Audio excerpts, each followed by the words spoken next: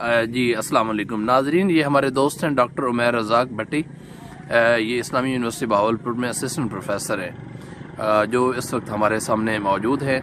But साहब, आप हमें ये बताइएगा कि यहाँ तक हमारे नॉलेज में है कि आप पहले एक अच्छे वकील थे और लाहौर, मेरे ख्याल में मुल्तान में आप प्रैक्टिस करते थे। तो फिर आपने ज्वाइन किया 2020 में यहाँ पे इस्लामी यूनिवर्सिटी को। अच्छा, और आजकल आप यहाँ पे पढ़ा रहे हैं। और आप ये बताइएगा कि आप की जो स्पेशलाइजेशन है या जिसमें आप कर रहे हैं वो एडीआर है। अच्छा, एडीआर के बारे में सबसे पहले इसकी मुख्तसर वजाहत करें कि ये क्या है। ठीक हो गया डॉक्टर साहब, सबसे पहले तो आपका शुक्रिया कि इस रात के इस पहर हम मौजूद हैं यूनिवर्सिटी में। और एक बहुत ही आपने अच्छा क्वेश्चन रेज किया कि एडीआर क्या है।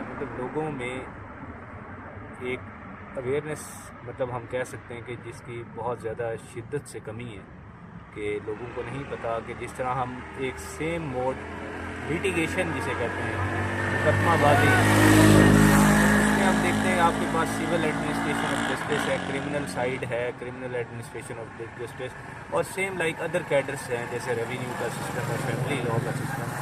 तो इसी तरह एक alternative mode of justice system है जिसको बाकायदा तौर पर रेगुलेटेड बाय लॉ है।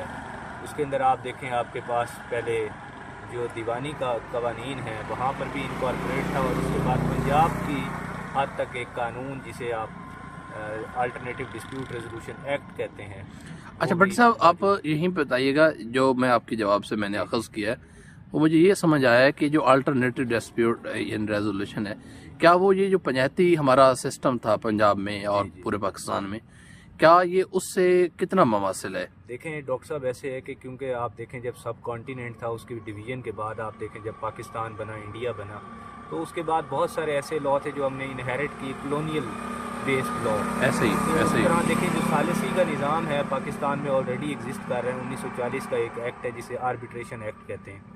तो वो कानून बेसिकली उसका भी स्पिरिट देखा जाए तो उसके अंदर भी यही चीज़ें हैं। जिस तरह लोकल गवर्नमेंट एक्ट था आपके मुल्क में एक टाइम में जो नाफिज था, उसके अंदर भी बेसिकली जो पावर्स थी वो सेंट्रलाइज की गई और डिवॉल्व की गई निचली सतह पर। तो ये भी सेम उसी तरह का एक डिफरेंट किस्म के कवानीन है जो पावर्स को डिवॉल्व करके, और कोर्ट की जो प्रेमिसेस है उसको आउटसाइड दी सेटलमेंट आप कह सकते हैं, ऐसे ही है, from the outside of the court settlement का प्रोसेस है ये। और दुनिया में इसकी मिसालें मौजूद हैं, यूके में देख लें, इंडिया में इवन देख लें, सिंगापुर में देख लें, दुबई यूएई में देख लें, ये बड़े इमर्जिंग कंट्रीज़ ऐसी हैं